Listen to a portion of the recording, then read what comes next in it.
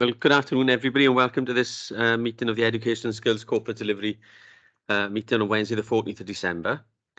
So we're going to crack on with the agenda without any delays. So the first item on the agenda is apologies for absence. I don't have any, Gareth. No, from Councillor Bev Hopkins, Chair. Lovely, thank you. Second item is disclosures of personal and prejudicial interests. Do we have any? No, none online.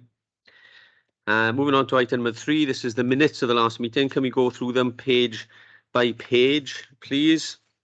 Page 1, page 2, page 3, and page 4. If you're all content, are you? Yeah, thank you, Jan. Thank you, Mike. So I can sign these as an accurate meeting record of the last meeting. So we move in swiftly on to agenda item number 4, and I'd like to welcome Helen and colleagues to focus on attendance and inclusion. So over to you then. Thank you. Hi, thank you very much. We've got a short presentation for you. I've got it up on screen. So if I start with the first sheet, and that will be for Kate to talk through. Yeah, sure. So what we wanted to sorry, apologies. What we wanted to share with you was that we've working on an inclusion strategy, and obviously we wanted to bring that this afternoon in terms of looking for your kind of guidance really around how we might want to shape that further. So I thought I'd just share with you an overview of the work we've done so far on it. We're looking for an inclusion strategy that would cover the period from 2022 to 2027. The reason we're starting in 22, although the strategy isn't finalised, is because some of the work streams are already key priorities for us that we're working on. But the strategy would be about pulling them together under one key document. What we would be aiming to do would be linked towards our corporate priorities and make sure that that kind of filters down then into the priorities within the strategy. So we've thought about corporate priorities, the relevant legislation, obviously our Education Directorate priorities as well. And we've identified 5 key priority areas. So the first one being promoting attendance, which predominantly is what Helen will be talking to you about this afternoon. But we've also got a key priority there around promoting inclusion.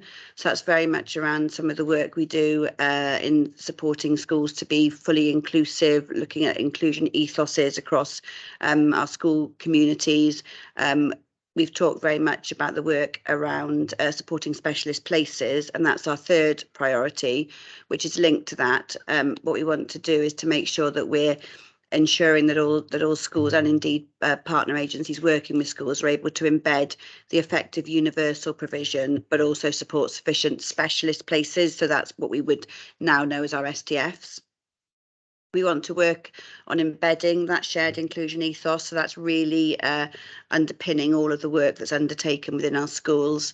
And linked to that is the final priority in the strategy, which is around emotional health and psychological well-being. So there's a lot of work around a whole school approach. That's a multi-agency, multi-partner work stream. And there's already an existing forum that oversees that work. However, we thought it was really important that we include it in the strategy because it's so heavily connected really with the other 4 priorities. There's a lot of real links and interdependencies there. So in terms of the overview of that inclusion strategy, those are the 5 priorities we've identified, and we would have then steps and milestones that we think we need to consider in order to achieve those priorities, but very much looking, you know, kind of for some guidance really from you as well in terms of shaping that further. That's lovely. Thanks, Kate. It might be a bit of a simple question, just for clarity. This is a continuation then. This is building on the work of this committee and its forerunners, PDC and now the CDC, in recent years, because there's been a very strong focus on inclusion and vulnerability, in particular last year, where we had so much data and information from Mike Jones and the statistics over a few meetings, I think. So would you say this is a continuation and bringing together of that kind of information? Exactly. So it's pulling it together, making sure that it's in one place, one overarching strategy that enables us to see all of those interdependencies and connections, but also identify what we need to do and what we need to take forward. That's lovely. Thanks, Kate. Thanks. So going on to the attendance and promoting attendance. So as Kate said, promoting attendance is really part of that overarching inclusion strategy, but an important one to look at. So what I've done in my presentation is to give a little bit of background to explain where we're from, where we're coming from, where we want to go to, again, with your support and guidance. So we know that historically attendance has been very good in Swansea. We know that we've got some statistics there to say what it was like prior to the pandemic. We know that Swansea was at 95% average attendance and in secondary schools, 94.3. We also know that for the 5-year trend between 2014 and 2019, Swansea schools were ranked 9th in Wales. So during the COVID-19 pandemic, unfortunately, they had to really, the Welsh Government relaxed all its attendance guidance. So schools are not measured on their performance indication in regards to attendance whatsoever. Fixed penalty notices were not issued. And in fact, children were encouraged, weren't they, to stay at home if they were unwell, or they were sent home if somebody else in their class had COVID, and there was the whole guidance around that. So we're seeing that kind of mentality and behaviour at the moment with our parents from Swansea. We've got parents keeping children away from school with the current climate, with the instances increases in scarlet fever and strep A, and with COVID all on the rise. So we're still seeing that hangover. So we know that in the last academic year, we know that attendance was decreased significantly, and we've got some stats there in the presentation. However, we are still now ranked 6th best in Wales for our attendance figures. So while the position is difficult in Swansea, we know that this is a national trend, definitely, yeah. So in fact, I attended an ADU problem solving forum just last week linked to attendance, and the picture is definitely the same across Wales. So we know that the average attendance in the academic academic year for the Wales as a whole is 91% at the moment, with Swansea just slightly higher. So what we've noticed is the number of children with anxiety and poor mental health has increased. We know that there's a challenge in behaviours have increased as well. We know that the number of children who are refusing to go to school is rising, and we know that there's an increasing number of children suffering with severe anxiety. We know this picture is national. We know that, in fact, the NSPCC findings in 2021 have shown that there is an increase in children and young people's vulnerabilities. Older children and adolescents reported higher and more severe rates of depressive symptoms. So our secondary schools really have been especially affected, and we can see that in their attendance. So we know again that poverty is increasing as well. The cost of living crisis isn't helping, and we know we are following a policy which was devised in 2016. It is out of date and it does need updating. Okay, so sorry, I think I've got on to one too far. Let me go back to the previous. Okay, so we are constantly monitoring our behaviour, and we're constantly monitoring our exclusions. We know there have been 9 PERM-Xs so far, permanent exclusions so far this year, but that is in comparison with 23 from last year. So we're doing a lot with our preventative work to improve those figures. So we know that fixed term exclusions have increased, and we know that behaviour is challenging. So what can we do then? So we are proposing to move to a new way of working to provide sustainability and create capacity within the team.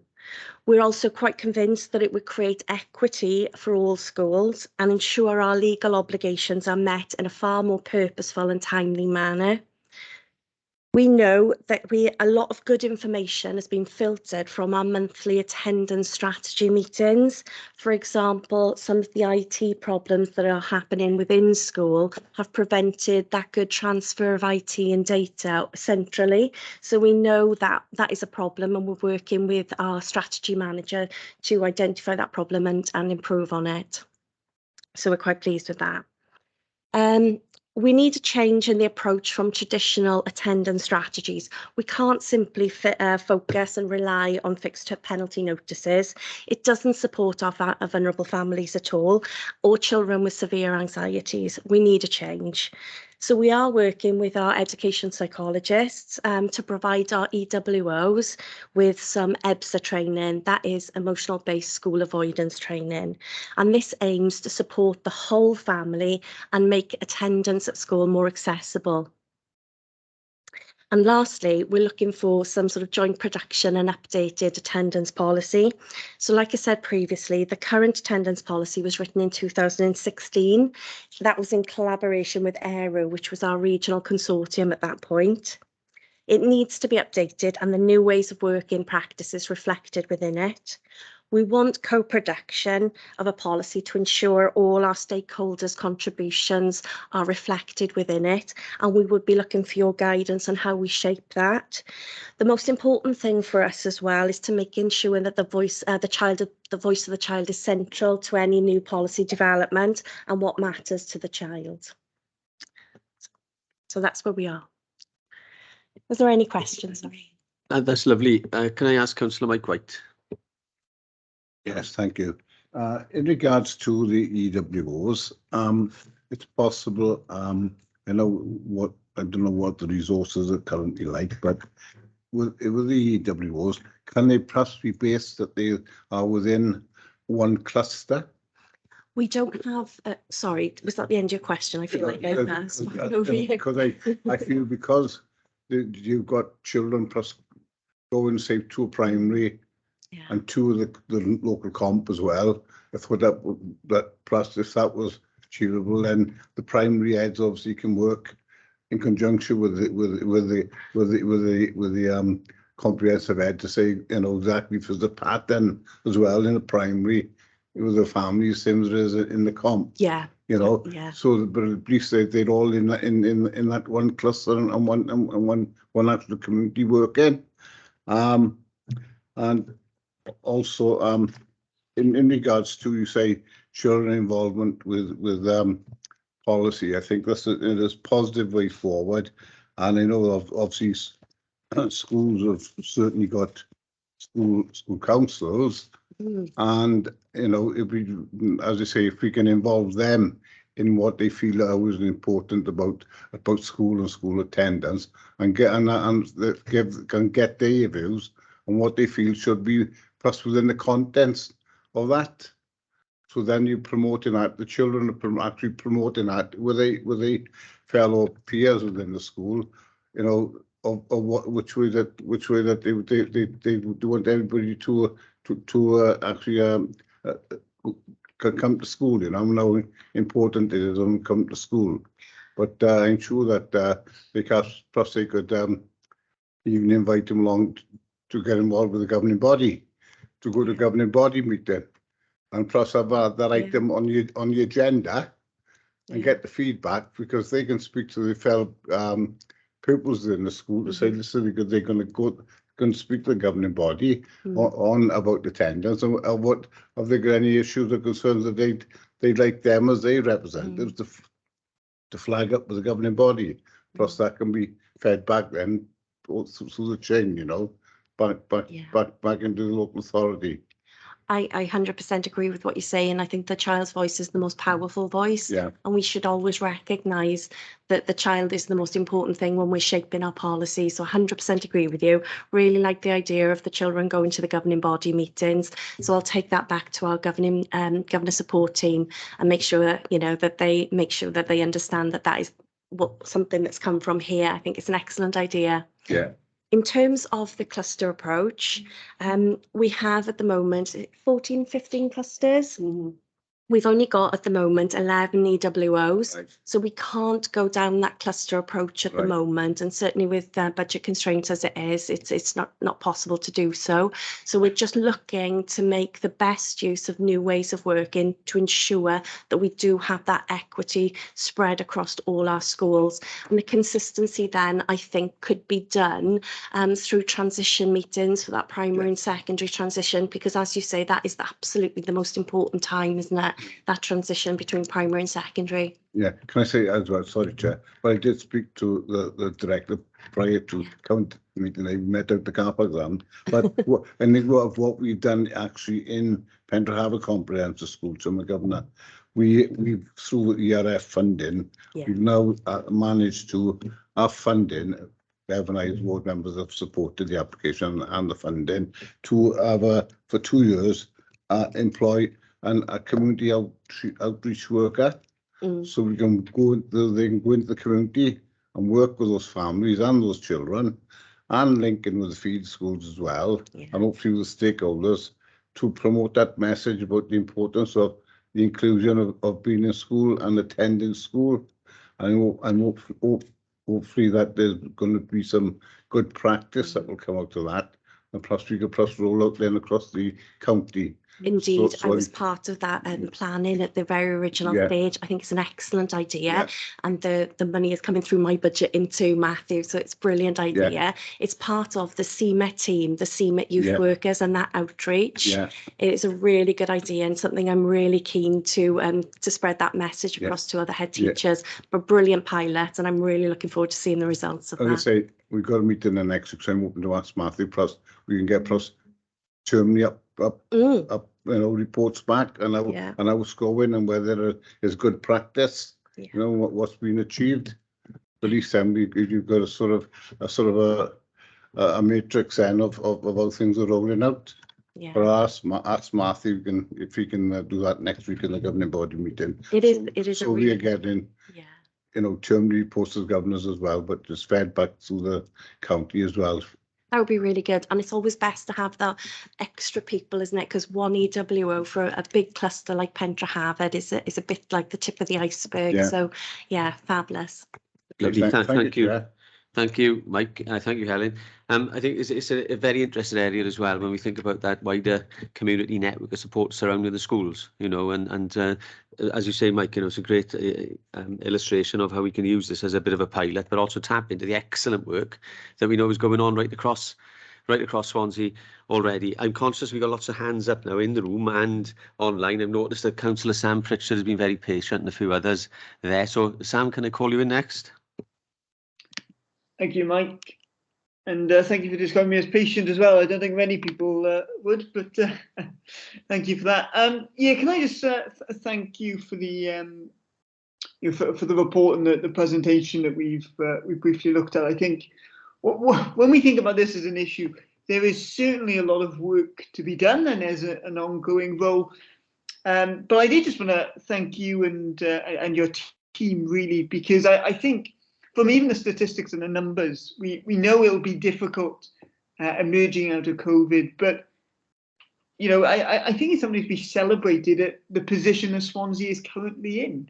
You can correct me if I'm wrong, but I think you said currently we're ranked 6th best in Wales.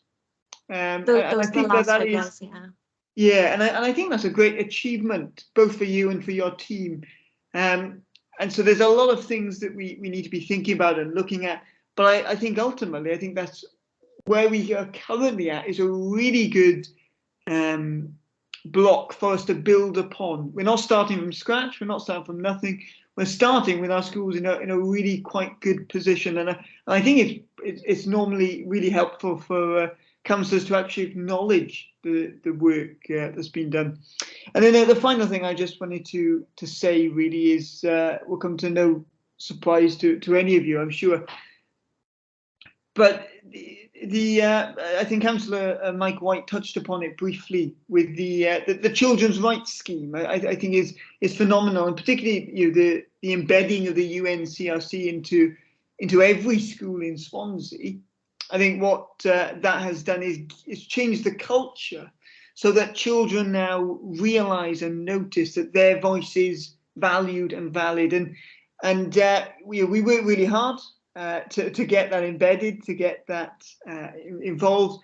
And it's been really encouraging to see that in the work that you are doing, it is clearly reflective that, particularly on this issue, I think that, you know, if there's an issue, children don't want to go to school over it. And so by children being able to voice concerns and voice their opinions, what we find is it actually helps to address the issue. And so I'm really happy to see that view of the rights of the child and the voice of the child are still so prominent and embedded in policy. So it's been really encouraging to hear. Thank you. Thank you. Lovely. Thanks, Sam. And the next person again online, sorry, in the room. We'll have to be a little bit more patient. Councillor Fiona Gordon, please. Thank you. Yeah, I'm interested in what you talk about, the co-produced attendance policy and your involvement with you know, the voice of the child as central to that. I just wondered, would you be considering using your resource of or part of the PRU, which was formerly Step Ahead, that, you know, is the specialist setting really for children with that, you know, emotionally based school avoidance, to really get at the root of what are the barriers for, you know, children and young people attending school, and looking to see what measures mainstream schools can do to accommodate those needs. Because of course, you know, not everybody, all those children with, you know, high levels of anxiety that you referred to, they won't all have a place in a specialist setting like that. You could probably open another 3 and fill them up. So, you know, will you be considering using that as a resource and to inform how you upskill mainstream schools and to inform the new policy? I think we definitely involve the PRU team, specifically that of the old Step Ahead Glass, within our co-production, most definitely. I envisage working groups to look at this, but obviously with guidance from yourselves today. And can I just add in that some measures that Carmarthenshire Local Authority have taken is to appoint wellbeing officers in all the secondary schools to really focus on those children who are finding it really difficult to attend school. I think that was probably funded out of economic recovery funds, so it might be a little bit too late for us to do that. But I wondered if anything similar had been done in Swansea. It may have been done via a Welsh Government grant on looking at family liaison. We sent that to our schools individually so we did not keep that centrally. So we wouldn't be looking to employ centrally at all. Okay, thanks. Thank you, Fiona. I've got to apologise to Councillor Lyndon Jones. I think Sam took his hand down too quickly, Lyndon. I could see a hand on the top and it was yours, not Sam's. So Councillor Lyndon Jones next, please. Thank you, Chair. Not a problem at all. Actually, one of the points I was going to agree with Sam is that we shouldn't knock ourselves. I think, you know, 90.1% at the moment attendance in primary and 86.6% in secondary schools is not bad, actually, considering we've been through COVID. And of course, one of the problems was, as we all know, is that children didn't get the same structure when they were at home. So therefore, that is obviously good news in many ways. Obviously, room for improvement. What's I going to say? Have we got any examples in schools that are working well? I know a number of us with the scrutiny education panel visited before COVID. We visited Dylan Thomas School, which is probably one of the more challenging schools, and yet we found that their attendance records were excellent. And one of the reasons they did that is that the head and number of the teachers used to meet the pupils in the schoolyard at the school gates to welcome them to school. And it's a small little thing like that made a difference because it got them in through the school gate and into school. And so are there any examples of that sort of taking place that we can sort of learn and pass on to other schools? Well, in terms of good example and good practice, I think you know, Dylan Thomas has to be up there, doesn't it? You know, in terms of the way that they work with the children. I do have some examples. Kevin Hengoyd in particular do some excellent work with using EBSA, the emotional based school avoidance training that they've received. The emotional based, they actually look at their data and they target a few pupils to be able to use EBSA with. So EBSA seems to be really working well with them, which is something that I'd like to look at in other comprehensives as well. But it doesn't give the family or the child anywhere to really go. So they've got somebody from the school who goes out to work with the family, to answer a series of questions, to work with them, to look at how that they can improve things. And one little example of a little boy who was recently bereaved, lost his mum.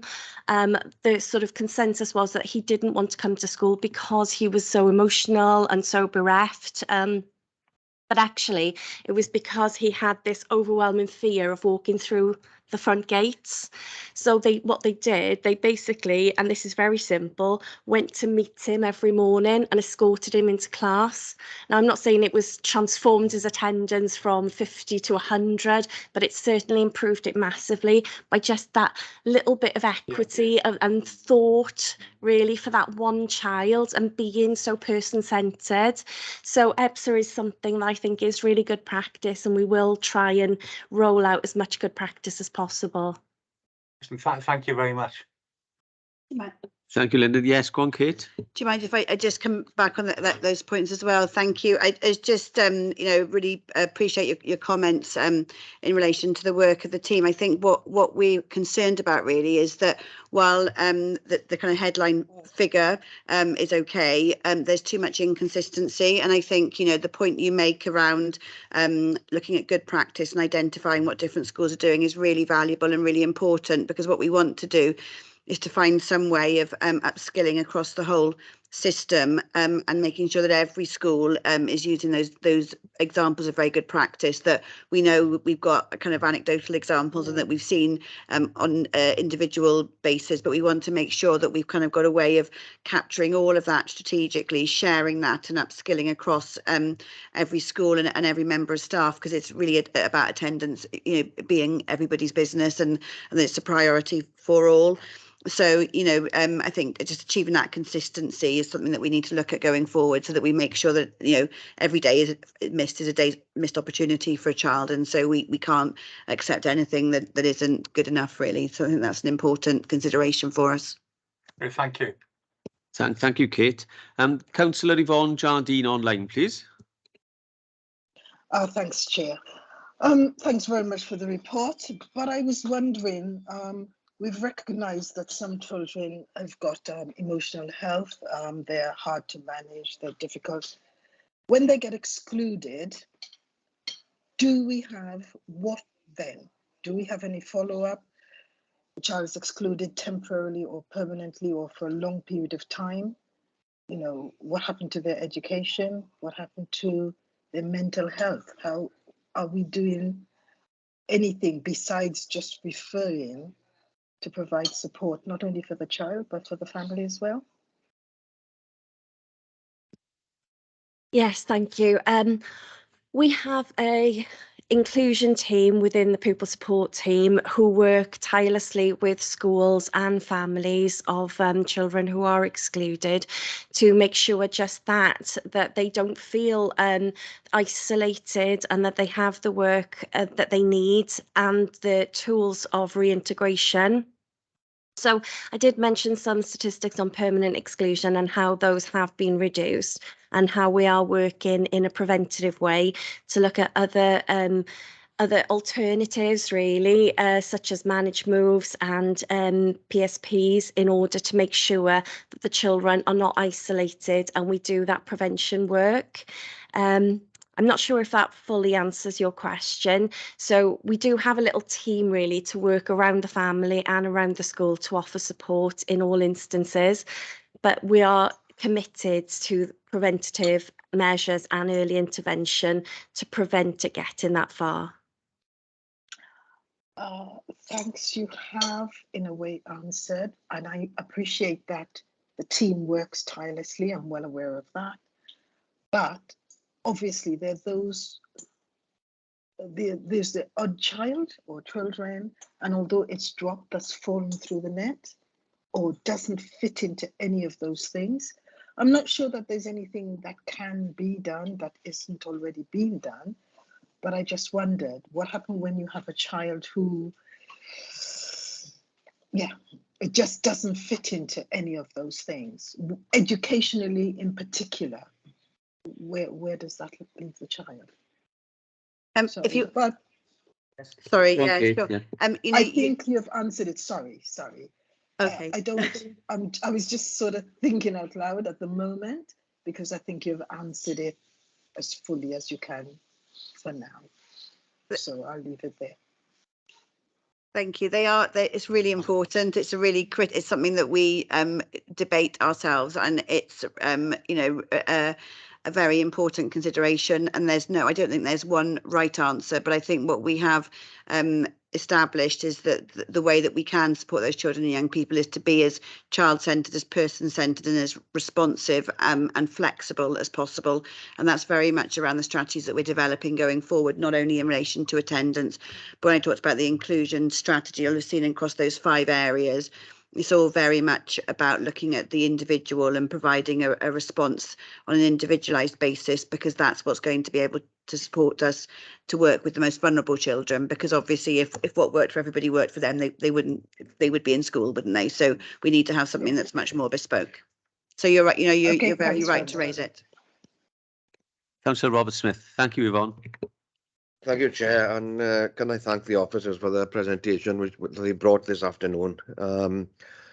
Looking at this, yes, historically, there are high levels of attendance in Swansea, but there is a prehistory that isn't so good. And I'd like to take you back some 20 years to a period when there was serious issues with attendance, not just in Swansea, but across the whole of Wales. And one of my concerns is that the huge strides that were made in the last 20 years could have been jeopardized by the pandemic, and that's a national issue across, not just across Wales, but across the whole of the UK.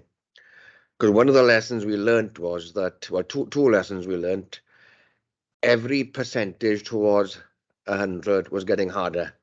It's harder to get get it up above 90%, above 95% is even harder again. And also that you can't look at attendance in isolation from issues like inclusion, from the specialist provision that needs to be made both in mainstream schools and where appropriate in specialist facilities, and using the expertise of staff in specialist facilities to support the work in mainstream school. I think all of this is part of the strategy we need to take forward. This is not a task and finish. We're talking here about an evolving strategy. We're talking about continuing and continuous professional development for all staff at all levels. And we're talking of an ongoing professional dialogue, taking on board new approaches, taking on board working with the need to work with families and the need for us as a council to work with our schools to support them, to work with families and other stakeholders to provide that, make that provision that is needed. We're not going to get this right overnight. And as I said, it's something we need to approach, need a flexible approach. And I think that what our officers are describing ticks the boxes in terms of both the right approach and that the key ingredients are going to be part of this. Because we've got to get this right for every child in Swansea. And I think that there will be opportunities for us to learn from other authorities, when certainly there are opportunities for other authorities to learn from us. And I think that continual sharing of practice and sharing of information is going to be crucial, Chair. Excellent. Thank you, Robert. Jan, did you indicate earlier? Councillor Curtis, then? On my magic list, Jan, you were before Sandra. So sorry, Sandra. Sorry, Councillor Joy, but Councillor Curtis first. I just want to ask, I mean, I'm lucky enough, I think, to be a governor in Penareel Primary School, which I think has got pretty good attendance. It's a pretty good school. But is there any sort of one particular thing that's caused this attendance? Is it through the pandemic? Is that the issue? Or is there, and you know, there are challenging children out there. I was witness to one child this week living on my road who was having a total tantrum outside the house because he didn't want to go to school. Don't know the reasons behind that. But it isn't, you can't blame it all on the pandemic is what I'm trying to say. We can't just blame everything on the pandemic that's happened. There's underlying issues at home, maybe, you know, things are happening and you know, parents are in difficulties over money and things like that. Kids pick up and things like that, then they're afraid to leave the home. So I'm just wondering what, you know, is there any sort of particular reason that stands out that's something that we can do more about? I don't think there's any one particular reason. I think it's a combination of different things that have happened over the last couple of years. There's definitely an increase in youth violence that we've seen, and we are, you know, part of bigger support networks around that. Certainly the pandemic didn't help. And yes, you're right. The cost of living crisis now again is pushing it back again. But I do think it's a societal issue and something that we need to have that joint working to surround it. I'm just, you know, I live in Gosainen. Yeah. I mean, we've got issues with youth problems there in the moment. It's been ongoing for a long, long time. But it's difficult sometimes to get to the bottom of what their issues are. We try and talk to them, try and ask them what they want in the areas. We've tried to work with them all. You know, when we've done anything in the area, we've consulted with them first as to see what they want. Most of the thing they ask for is shelter. They want a shelter and somewhere to get Wi-Fi. Do you know what? And that's the biggest issue today. And people are too ready to criticise kids when they see a gang of 20 children. They all think they're into trouble and whatever, and they're not always doing that. So I'm always on the side of the child, and you know, I can see the good in all children. I've been a child myself. I've been naughty. I've been everything. You know, and I think I think sometimes adults forget that they've been children, and they forget. And the children today got a lot more issues than what we had. There's a lot more competition out there. Let's say today. There's a lot of pressure on them. Yeah, isn't there? very much so. Very much so. Yes, lovely. Thank you, Jan. Now, Councillor Sandra Joy. Sandra. Thank you.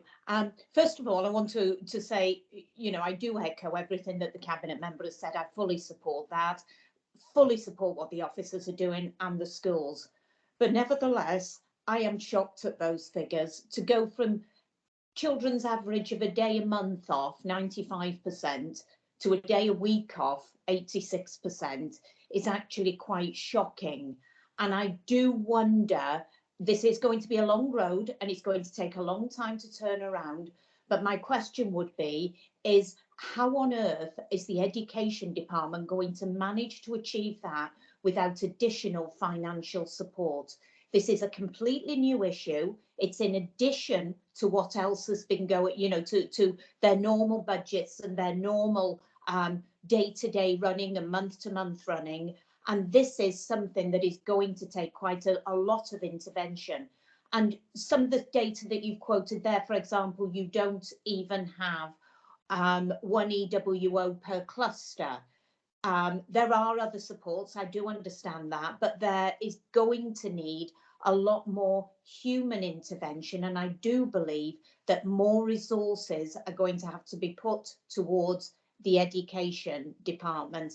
And I wonder how that is going to be done, particularly in this current climate, but whether there are funding from the Economic Recovery Fund, other things, but I do think they're going to need a lot of support.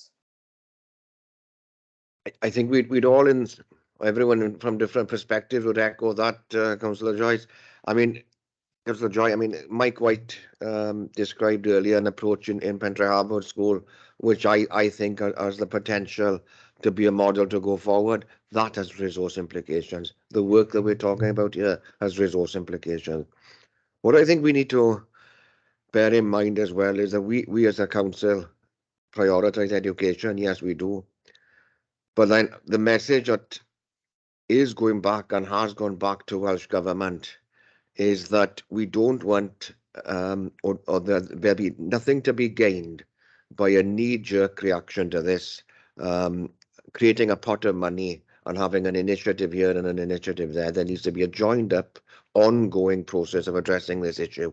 And I think, you know, we as local authorities can take this forward, but we, as you say, we need the resources and we need Welsh Government to be there supporting us in the right way. And I think the noises coming out from them are certainly encouraging anyway, in terms of that they're not going to go down the route of a one-off initiative, which I think, you know, it's there for 6 months, it's there for a period of time, but we need something that's sustained. Lovely, thank you, Councillor Smith. Helen Morgan-Rees. Thank you, Chair. Notwithstanding the additional resource issue, I think we have a good projection in terms of where we're heading. So the current figures we have as of yesterday for our secondary schools are at 89.9%. So there is improvement. The figures you were quoted were the end of last academic year. So we are this term heading in the right direction, despite some of the challenges with illnesses described by Helen earlier on. But I think there are two key actions within current resources that will serve us well. One is to recalibrate our service delivery in terms of those 11 education welfare officers. Although we don't have one per cluster, I think we have sufficient resource, but it's the way that they work that we need to recalibrate and refocus, and we can do that within existing resource.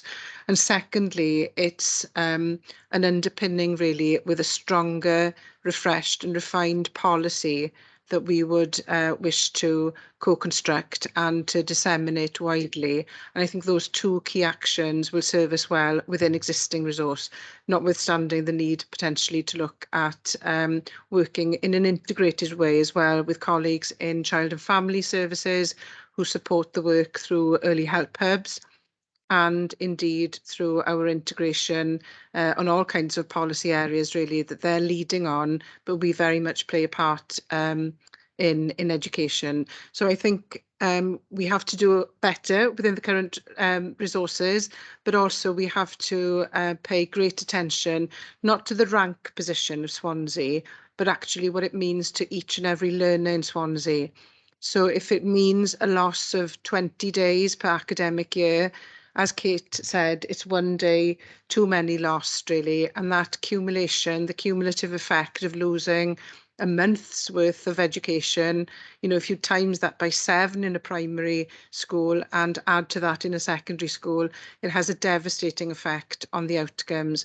So there is no doubt really that we need to improve those outcomes, and I think we've got some good ideas here that we've heard this afternoon that we can add really to the existing thinking of officers, and I think we've got some really innovative thinking that will serve us well. So thank you.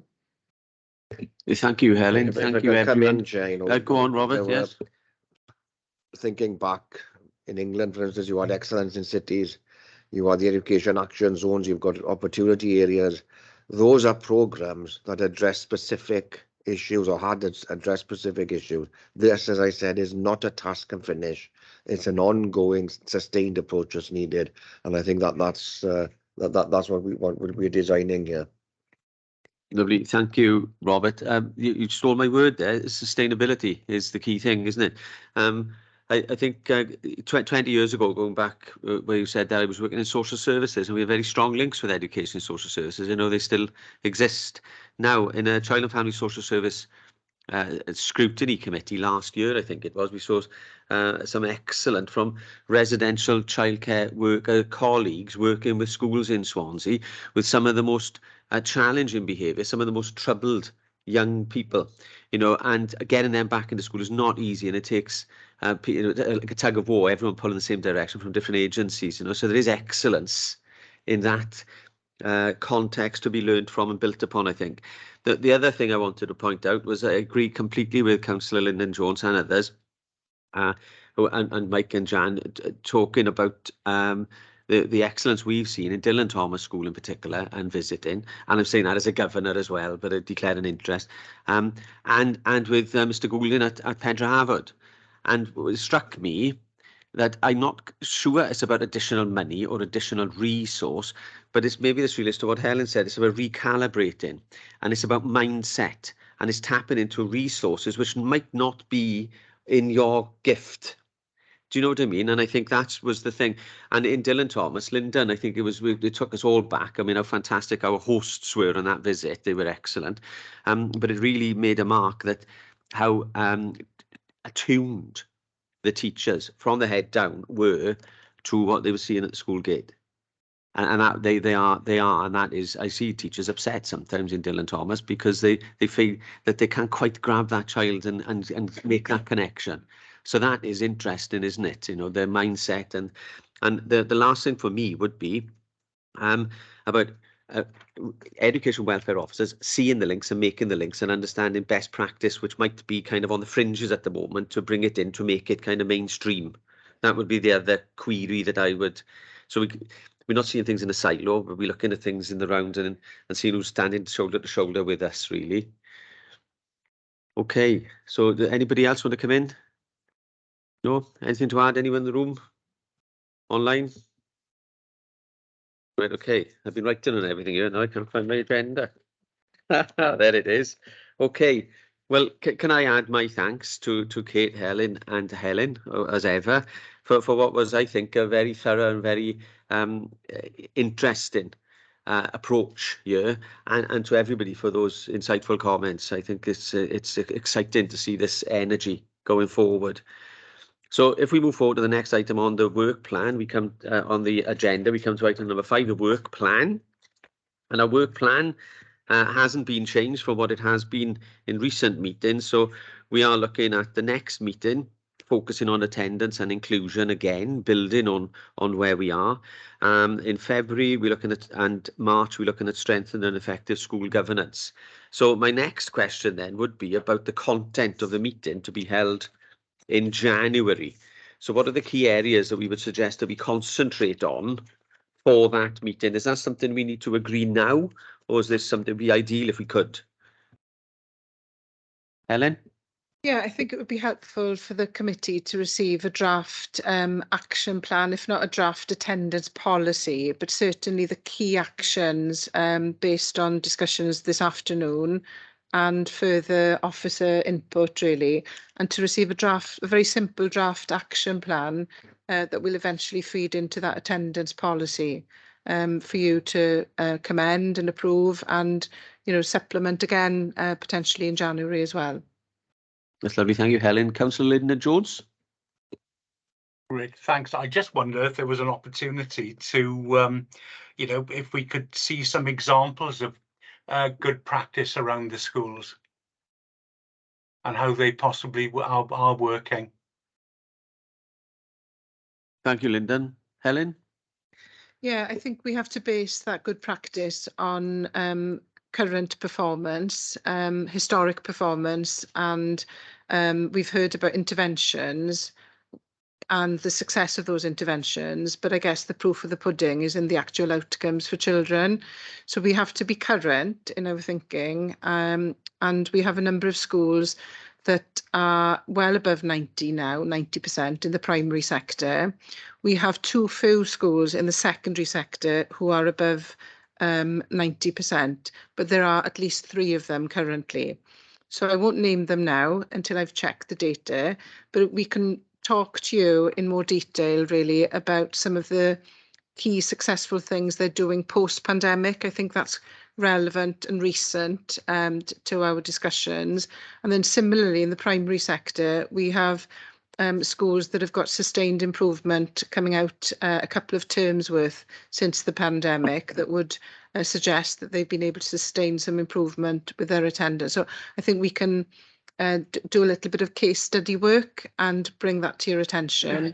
And that will help us really inform our information and intelligence as to who is actually making a success out of improving attendance in their school. That sounds great to me. Councillor Mike White? Thanks, Chair. Could we then do a comparison of our current attendance policy?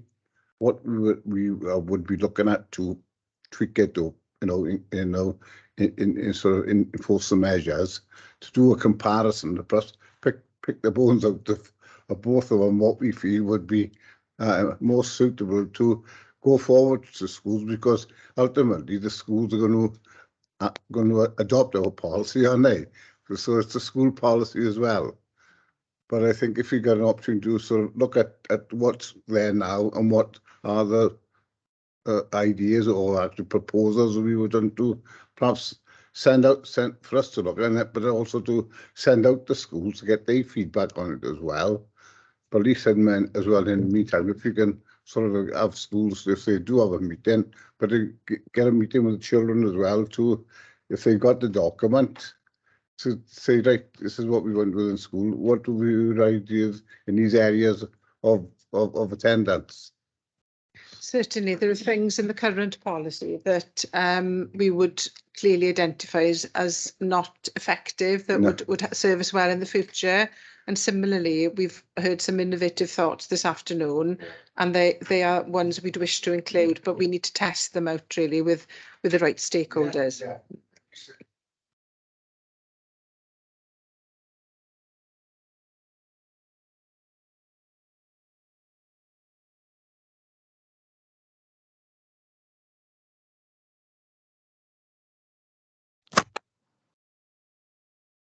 I can't hear anything now. So you and Sorry, Fiona, the mic was on. yeah, that would be the ultimate thing they'd have to do, wouldn't it? Either they adopt our policy or they have to write their own. And it's far easier to adopt the authority's policy.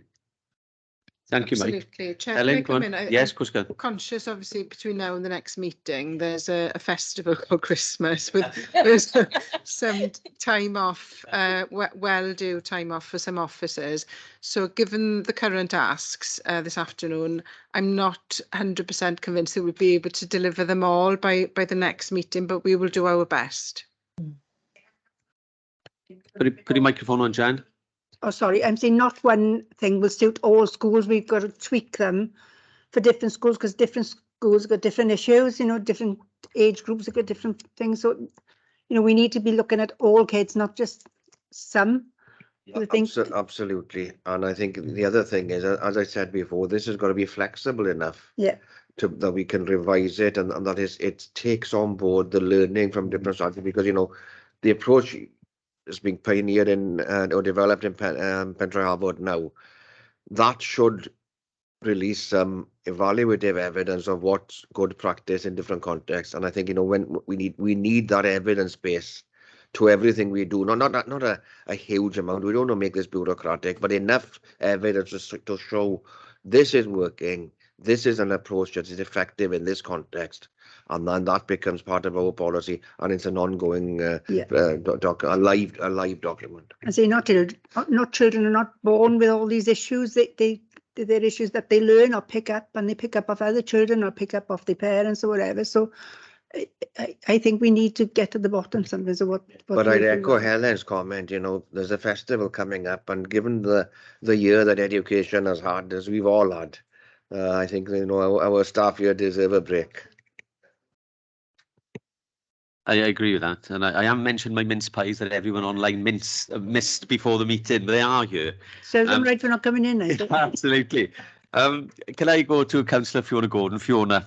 Thanks. Yeah, I was just going to, you know, echo what other people have said, that I think it's really, you know, admirable, and I'm sure that Helen and her officers have plans to consult with schools and with young people, you know, that and children, young people, they've said that is a priority, but I don't think that's going to be achievable before we get to look at it. So I know they've got a plan to look at all these elements of who's going to put into this policy, and I think it's for us to look in our next meeting, and I'm sure they will include the voices of the children in schools and schools themselves as organisations. And I think what normally happens is that local authority, you know, sort of comes up with a policy, and then schools can adopt and adapt it to meet their own particular circumstances, you know, to do with the features of the school. So that absolutely makes sense. And as you say, they personalise it then because children are all different. I think, you know, what's happened with the pandemic, it's not just a case of, you know, for us that are older, we've gone through something and then we get back to normal. But if you're in a really particularly vulnerable age, so, you know, you'll see the differences with children coming in age 3, 4, 5, their language abilities and social communication difficulties are just, you know, huge compared to pre-pandemic. And then also the anxiety, the older children. But if you've gone through transitioning from year 6 to year 7 to year 8 and 9. That's where we're seeing now the anxieties coming out, because, you know, children thrive on routine, and that routine went all up in the air for several years of their schooling. So they just don't expect to go to school every day, and they've got out of that habit basically, and they've been at a vulnerable age where we're a little bit more it's easier for us to get back into those routines. But yeah, I'd agree that there's not many working days between now and our next meeting, and our officers do, you know, can't be expected to come up with too much before our next meeting. I think it's really nice that we're able to contribute to that policy in our next meeting. Thank you. That's excellent, very insightful. Thank you, Fiona. Any other comments in the room? We got no hands shown online. So for me, one question, I hope this isn't hard, but do fixed penalties work?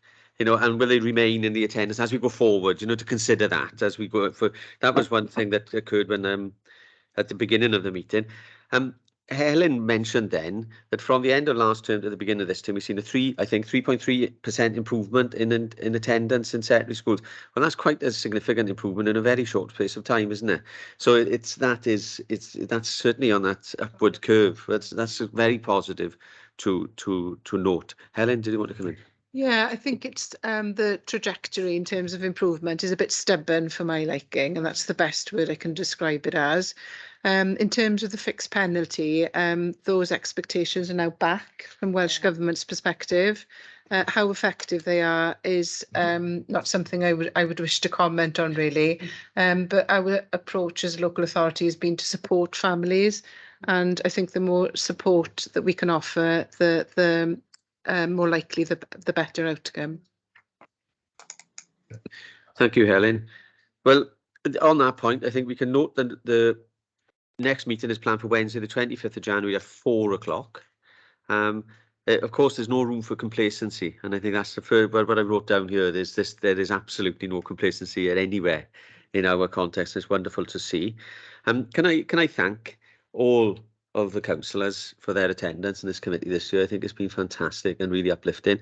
And in addition, can I thank education officers, legal officers, our erstwhile colleague to my right here, Gareth, and colleagues from Democratic Services, because this is real joint effort, isn't it? You know, and we're making progress for all the children in Swansea by sharing our experience and really tackling the biggest challenges that we face post-pandemic, and it's wonderful to see.